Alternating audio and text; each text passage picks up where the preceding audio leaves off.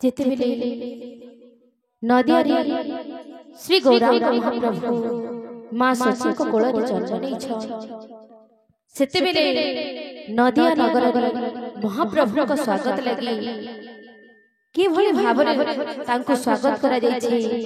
नदिया नगर कि भलिया आनंद मुखरित हे उठी छै। सेही उपरे गीतटा आधारित निजर लेखार किछि परिवेशन करू छी। जदि भूल भाल हे जिवा माफ करबे। बोलो वृंदावन बिहारी लाल की जय। बोल भाई प्रेम से राधे श्याम। फाल्गुन पूर्णिमा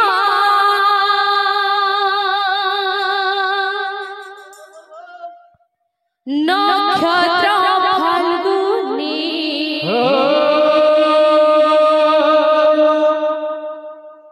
सची कोले जन्म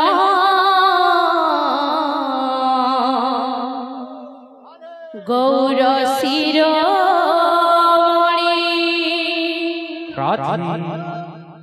आज नदिया नगर पड़े उछुली रे पड़े उछुली।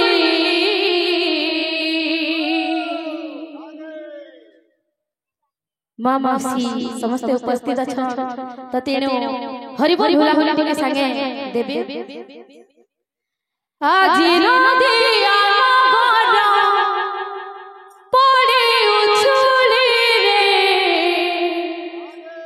पड़े उछुली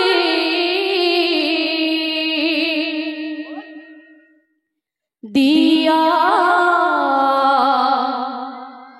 हरि बोला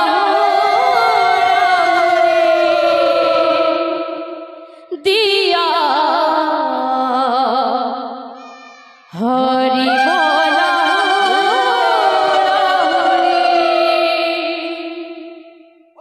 सेतेबेले भी नदिया नगर एई भलिया हरिबोल भोला होली रे कंपी उठिथिबा। फाल्गुन पूर्णिमा नक्षत्र फाल्गुनी सती कोले जन्म गौर शिरोमणि। फाल्गुन पूर्णिमा नक्षत्र फाल्गुनी सती कोले जन्म गौर शिरोमणि। फाल्गुन पूर्णिमा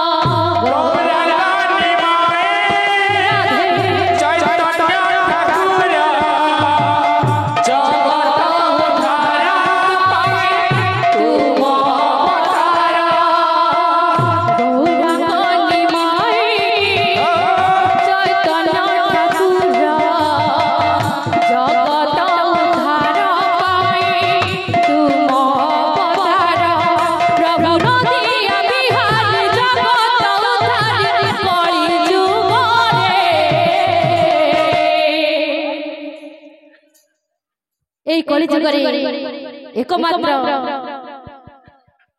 নাম ହେଉଛି ସେଇ ନାମ ମହାମନ୍ତ୍ର ସମସ୍ତ ପାପରୁ ମୁକ୍ତିର ମାର୍ଗ ହେଉଛି ସେଇ ମହାମନ୍ତ୍ର ନାମ ହରେ କୃଷ୍ଣ କୃଷ୍ଣ କୃଷ୍ଣ ହରେ ହରେ ହରେ ରାମ ରାମ ରାମ ହରେ ହରେ ସେଇ ପ୍ରଭୁ ସେଇ ଗୌରାଙ୍ଗ ମହାପ୍ରଭୁ ସେଇ ନିମାଇ ସେହି ଚୈତନ୍ୟ ତ ସେ এই নাম মহামন্ত্রକୁ ঘরে ঘরে পুরে পুরে আজি পরিচিত করেছেন সমস্ত পাপ তাপরু মুক্তির মার্গ ହେଉଛି সেই নাম মহামন্ত্র প্রভু নদী